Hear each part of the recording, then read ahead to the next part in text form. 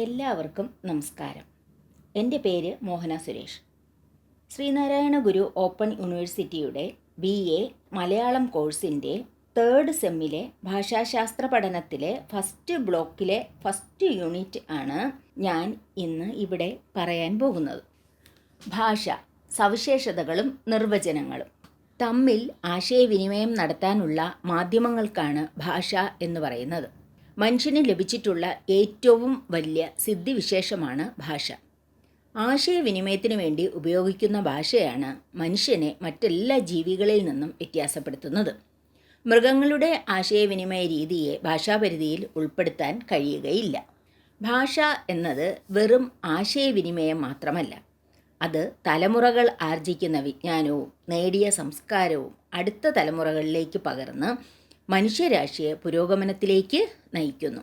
ആശയവിനിമയോപതി എന്ന നിലയിൽ ഭാഷയ്ക്ക് പുറമെ മറ്റു പല മാർഗങ്ങളും മനുഷ്യൻ സ്വീകരിച്ചിട്ടുണ്ട്. അവയിൽ പ്രധാനം ആംഗ്യമാണ്. കഥകളി പോലെയുള്ള കലാസങ്കേതങ്ങൾ ആംഗ്യത്തിൻ്റെ അനന്ത സാധ്യതകൾ നമ്മെ ബോധ്യപ്പെടുത്തുന്നു. ആശയവിനിമയത്തിനു വേണ്ടി മനുഷ്യൻ ഉപയോഗിക്കുന്ന എല്ലാ ശബ്ദവും ഭാഷയാകുന്നില്ല. ഉച്ചാരണ അവയവങ്ങൾ ഉപയോഗിച്ച് പുറപ്പെടുവിക്കുന്ന ശബ്ദങ്ങൾ മാത്രമാണ് ഭാഷാ ശബ്ദങ്ങൾ. അല്ലാത്തവയെ അനുകരണ ശബ്ദങ്ങൾ, പ്രാകൃത ശബ്ദങ്ങൾ എന്നെല്ലാമാണ് വിളിക്കുക. അടിസ്ഥാന ചോദനകളെ സൂചിപ്പിക്കുന്ന കരച്ചിൽ, ചിരി തുടങ്ങിയ വികാരപ്രകടനങ്ങൾ ഭാഷാ ശബ്ദങ്ങളല്ല. ഭാഷയെ 3 വിഭാഗങ്ങളായി തരംതിരിക്കാം. സ്പർശനത്തിലൂടെ സാധ്യമാകുന്ന ആശയവിനിമയം, കണ്ണുകൾ, കൈ, കാൽ തുടങ്ങിയ ശാരീരിക അവയവങ്ങൾ മൂലം നൽകുന്ന ആശയ സംവാദം, ശ്രവണേന്ദ്രിയത്തിലൂടെയുള്ള ആശയവിനിമയം. മധ്യയുഗത്തിലെ ഭാഷാ ചിന്തകരെ സ്പെക്കുലേറ്റീവ് ഗ്രമേറിയൻസ് എന്നാണ് വിളിച്ചിരുന്നത്. 17-ാം നൂറ്റാണ്ടിലെ പോർട്ട് റോയൽ ഗ്രാമർ എന്ന ഗ്രന്ഥം ശാസ്ത്രീയമായ ഭാഷാപഠനത്തിന് വഴി തുറന്നു.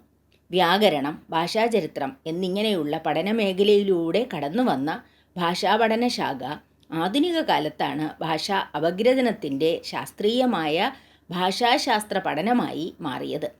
പരിണാമവിധേയമാകുന്ന ഭാഷയെ അപഗ്രഥന വിധേയമാക്കുക എന്നതാണ് ഭാഷാശാസ്ത്രത്തിൻ്റെ ധർമ്മം. പാണിനി മഹർഷി രചിച്ച അഷ്ടാധ്യായി എന്ന വ്യാകരണ ഗ്രന്ഥമാണ് ലോകത്തിലെ തന്നെ പ്രഥമവും പ്രധാനവുമായ വ്യാകരണ ഗ്രന്ഥം. ആധുനിക ഭാഷാശാസ്ത്രത്തിൻ്റെ പിതാവ് ഫെർഡിനാൻഡ് ഡി സൊസ്യൂർ ആണ്. 1957 ലോക ഭാഷാ പഠനത്തിൻ്റെ ദിശ തന്നെ മാറ്റിക്കളഞ്ഞത് നോം ചോസ്കിയുടെ പഠനങ്ങളും സിദ്ധാന്തങ്ങളുമാണ്. വ്യത്യസ്തമായ കാഴ്ചപ്പാടുകളിലൂടെ ഭാഷയെ നോക്കിക്കണ്ടവരാണ് ഭാഷാ പണ്ഡിതന്മാർ. അതിനാൽ തന്നെ ഭാഷയ്ക്ക് അവർ പല രീതിയിലുള്ള നിർവചനങ്ങൾ കൊടുത്തിട്ടുണ്ട്. അരിസ്റ്റോട്ടിൽ പറയുന്നത് മാനസിക അനുഭവങ്ങളുടെ പ്രതിനിധീകരണമാണ് ഭാഷണം എന്നാണ്.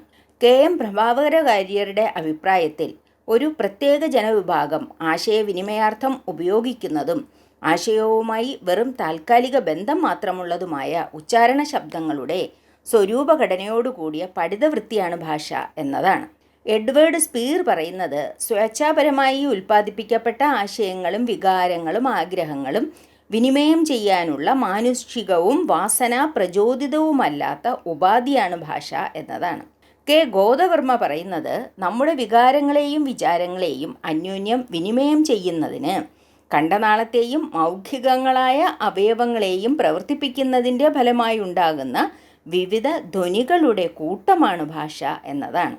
ബ്ലോക്ക്, ബെർണാഡ് ആൻഡ് ഡ്രാഗർ അഭിപ്രായപ്പെടുന്നത് പരസ്പരം സഹകരിക്കാൻ സമൂഹം ഉപയോഗിക്കുന്ന സ്വേച്ഛാപരമായ വാചിക പ്രതീകങ്ങളുടെ വ്യവസ്ഥയാണ് ഭാഷ എന്നതാണ്. കരോൾ ജോണിൻ്റെ അഭിപ്രായത്തിൽ ഏതെങ്കിലും ഒരു മനുഷ്യ സമൂഹം ആശയവിനിമയത്തിനായി ഉപയോഗിക്കുന്നതും ഉപയോഗിക്കാവുന്നതുമായ നിശ്ചിത ഘടനയുള്ള സുരക്ഷാപരമായ വാചിക ശബ്ദങ്ങളോ ശബ്ദ ശ്രേണിയോ ആണ് ഭാഷ എന്നതാണ്.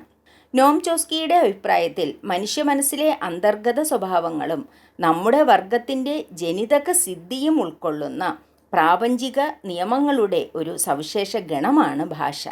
ലിയനോർഡ് ബ്ലൂംഫീൽഡ് പറയുന്നത് ഒരു സമൂഹത്തിൻ്റെ ഭാഷ എന്നത് ആ സമൂഹത്തിൽ ഉണ്ടാകുന്ന ഭാഷണങ്ങളുടെ ആകെ തുകയാണ്.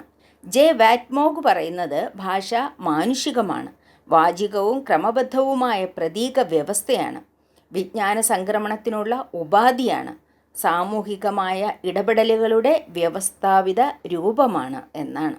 MC ഗിംസൺ അഭിപ്രായപ്പെടുന്നത് സമസ്ത സമുദായവും പരസ്പരം ആശയവിനിമയത്തിനുപയോഗിക്കുന്ന സാമ്പ്രദായിക സൂചകങ്ങളുടെ വ്യവസ്ഥയാണ് ഭാഷ എന്നതാണ്.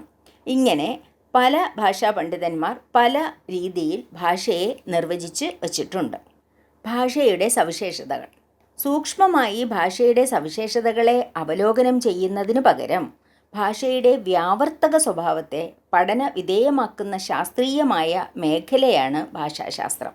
ആശയവിനിമയോപാധി അല്ലെങ്കിൽ ആത്മപ്രകാശനോപാധി. ഭാഷ ആശയവിനിമയത്തിനും ആത്മപ്രകാശനത്തിനുമുള്ള ഉപാധിയാണ്. ഇത് ചിന്തയെ പ്രസരിപ്പിക്കുന്നു. ചിന്തകളെ ഭാഷയിലൂടെ പ്രകടിപ്പിക്കാൻ മനുഷ്യവർഗത്തിന് മാത്രമായി ഉള്ള ഒരു കഴിവാണ് ഭാഷാസിദ്ധി.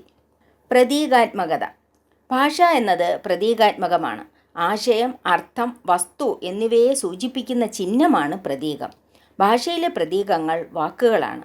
അവയിലെ ശബ്ദബിംബം മനസ്സിലുണ്ടാക്കുന്ന പ്രതിബിംബമാണ് സൂചിത. മൗഖിക. ഭാഷ മൗഖികമാണ്. മനുഷ്യൻ്റെ മുഖാവയവങ്ങൾ കൊണ്ടുണ്ടാക്കുന്ന ശബ്ദങ്ങളെ ഭാഷാശബ്ദങ്ങളായി കണക്കാക്കുന്നു. ഭാഷ എന്നത് വാചിക ചിഹ്നങ്ങളുടെ സംഘാതമാണ്. മറ്റ് അവയവങ്ങളാൽ ഉണ്ടാക്കപ്പെടുന്ന യാതൊരു ശബ്ദവും ഭാഷയായി കണക്കാക്കാൻ സാധ്യമല്ല. സ്വേച്ഛാപരത അല്ലെങ്കിൽ ആരോപിതത്വം. ഭാഷാശബ്ദങ്ങൾക്ക് അത് സൂചിപ്പിക്കുന്ന വസ്തുവുമായോ പ്രത്യയവുമായോ ഉള്ള ബന്ധം ആരോപിതമാണ്. ഭാഷയിൽ ഉപയോഗിക്കുന്ന പദങ്ങൾ ഏതെങ്കിലും ഒരു അർത്ഥത്തെ പ്രതിനിധാനം ചെയ്യുന്നു എങ്കിൽ അത് എല്ലാ ഭാഷയ്ക്കും ഒരുപോലെ ആകണമെന്നുമില്ല. അഭ്യസ്തവൃത്തി. ഭാഷ ജന്മനാ ലഭിക്കുന്ന സിദ്ധിയല്ല. അത് അഭ്യസ്ത വൃത്തി അഥവാ പഠിത വൃത്തിയാണ്. പൈതൃകമായി വ്യക്തിയിലേക്ക് ഭാഷ സംക്രമിക്കുന്നില്ല. ജീവിത പരിസര സ്വാധീനമാണ് ഭാഷാ അഭ്യസനത്തിൻ്റെ നിർണയഹേതു. വളരെ നാളത്തെ പരിശീലനം കൊണ്ടാണ് ഒരു വ്യക്തി താൻ ആർജിച്ച ഭാഷാപ്രയോഗ പ്രാവീണ്യം എഴുത്തിലേക്കും വായനയിലേക്കും വളർത്തിയെടുക്കുന്നത്. ക്രമബദ്ധത. ഭാഷ ക്രമബദ്ധമാണ്. ക്രമീകരിക്കാവുന്ന ഘടകങ്ങളുടെ ഒരു നിശ്ചിത വ്യവസ്ഥയാലാണ് ഭാഷ നിർമ്മിക്കപ്പെടുന്നത്. ഘടകങ്ങളുടെ സ്വാധീനം ഘടനയ്ക്കും ഉപഘടനയ്ക്കും കാരണമാകുന്നു. വർണ്ണം, പദം, വാക്യം എന്നീ ഭാഷാ ഘടകങ്ങൾ ചേർന്ന് ഭാഷാഘടനയും ഉപഘടനയും ഉണ്ടാകുന്നു. മനുഷ്യനെ വൈകാരികമായി അടുപ്പിക്കുന്ന ഘടകമായും അകറ്റാനുള്ള ഉപാധിയായും ഭാഷ നിലകൊള്ളുന്നു. ഘടനാപരമായ സങ്കീർണത. ഘടനാപരമായ ക്രമീകരണം ഭാഷയുടെ സവിശേഷതയാണ്. ഭാഷയിൽ ഉപയോഗിക്കുന്ന വർണ്ണങ്ങൾ ഒരു പ്രത്യേക തരത്തിൽ അടുക്കുമ്പോൾ പദങ്ങളും പദങ്ങളുടെ സംയോജനത്തിലൂടെ വാക്യങ്ങളും ഉണ്ടാകുന്നു. വാക്യങ്ങളാണ് ആശയം മനസ്സിലാക്കി തരുന്നത്. ഇതെല്ലാം നിയമബദ്ധമാണ്. ഭാഷാവ്യവസ്ഥയിൽ 3 തലങ്ങളുണ്ട്. വർണ്ണതലം ഭാഷാ ശബ്ദങ്ങളുടെ തലമാണിത്. രൂപതലം അർത്ഥയുക്തമായ ശബ്ദസംഘാതങ്ങളുടെ തലം. അടുത്തത് വാക്യതലം അർത്ഥയുക്തമായ രൂപങ്ങളുടെ യോഗം ഉളവാക്കുന്ന തലം. പരിവർത്തനോന്മുഖത.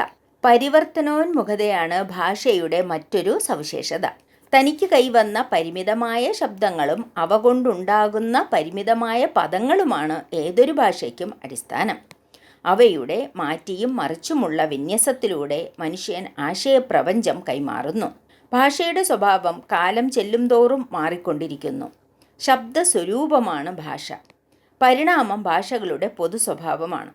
പ്രയോഗ സാഹചര്യങ്ങളുടെ വ്യത്യാസത്തിനനുസരിച്ച് ഭാഷയുടെ മാറ്റത്തിൻ്റെ രീതിയും മാറുന്നു. ഭാഷയുടെ സ്ഥലകാലാതീത സൂചന.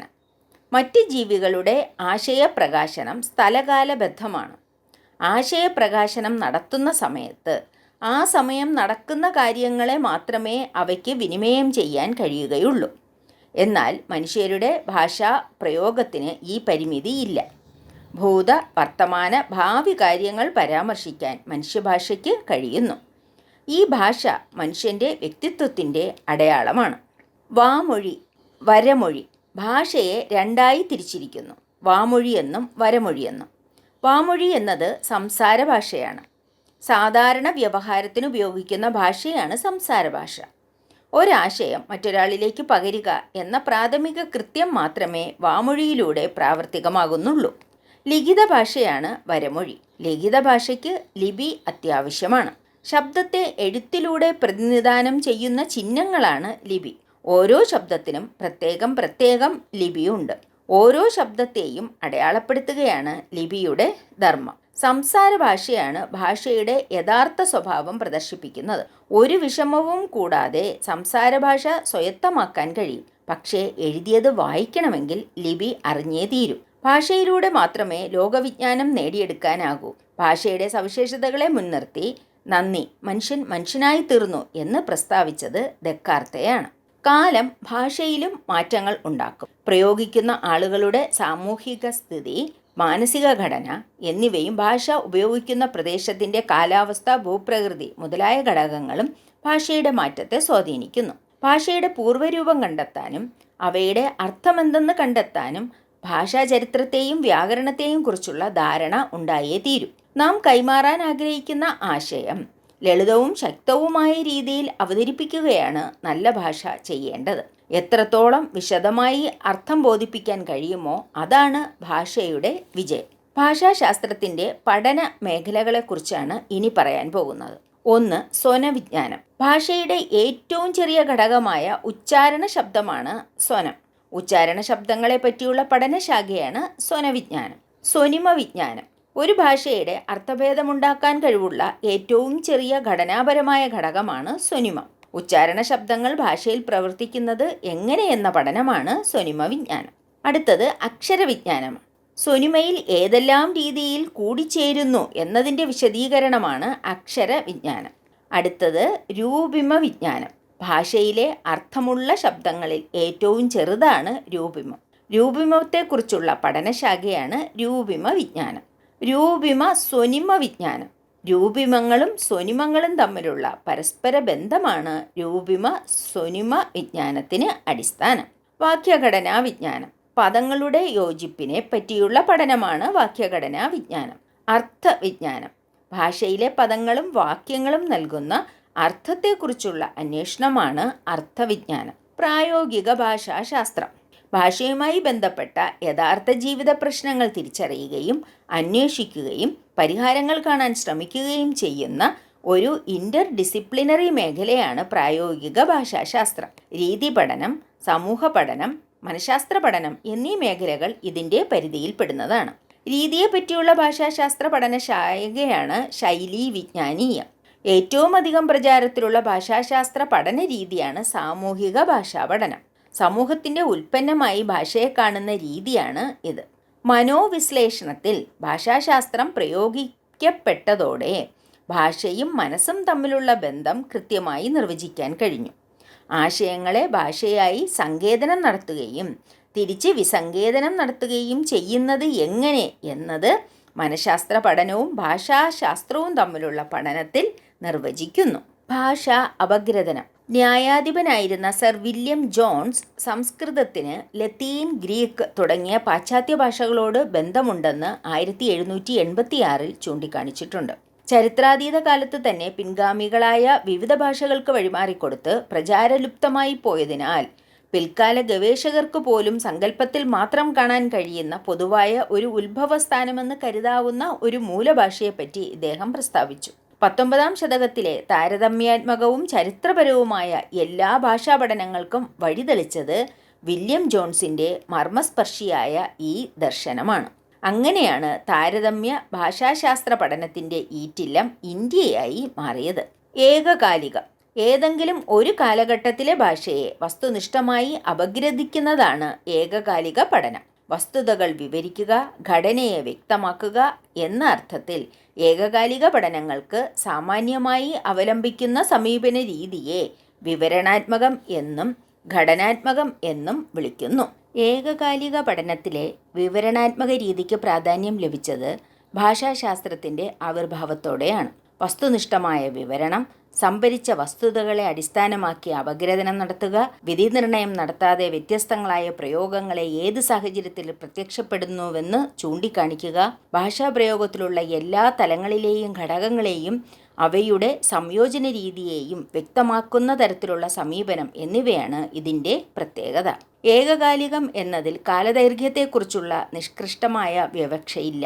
മലയാളത്തിലെ മണിപ്രവാള കാവ്യ ശൈലിയെക്കുറിച്ച് വിവരണാത്മക രീതിയിലുള്ള ഏകകാലിക പഠനം അസാധ്യമാണ്. ഭാഷാഭേദങ്ങൾ, കൃതികളിലെ ഭാഷകൾ, ആദിവാസി ഭാഷകൾ തുടങ്ങിയവ ഈ രീതിയിലുള്ള അപഗ്രഥനത്തിന് വിധേയമാക്കാവുന്നതാണ്. അടുത്തത് ബഹുകാലിക. കാലാനുസൃതമായി മാറിക്കൊണ്ടിരിക്കുന്ന ഭാഷയെ പഠിക്കുന്ന രീതിയാണ് ബഹുകാലിക. കാലാനുസൃതമായി ഭാഷയുടെ പരിണാമ സ്വഭാവത്തെയാണ് ബഹുകാലിക പഠനത്തിൽ അന്വേഷിക്കുന്നത്. ദീർഘമായ കാലയളവിൽ സംഭവിക്കുന്ന ഭാഷാ പരിണാമത്തിന്റെ അപഗ്രഥനമാണ് ബഹുകാലിക. പരിണാമത്തിൽ ഭാഷയുടെ എല്ലാ സ്വഭാവങ്ങൾക്കും മാറ്റം സംഭവിക്കുന്നില്ല. പൂർവഘട്ടത്തിലെ പല സ്വഭാവങ്ങളും അതുപോലെ നിൽക്കുകയും ചില സ്വഭാവങ്ങൾ പുതിയതായി കടന്നു വരികയും ചില സ്വഭാവങ്ങൾ പ്രയോഗത്തിൽ ഇല്ലാതാവുകയും ചെയ്തേക്കാം. അതിനാൽ സാഹചര്യ തെളിവുകളനുസരിച്ച് അനുമാനങ്ങളിലൂടെ അപഗ്രഥിക്കേണ്ടി വന്നേക്കാം. അടുത്തത് താരതമ്യാത്മക.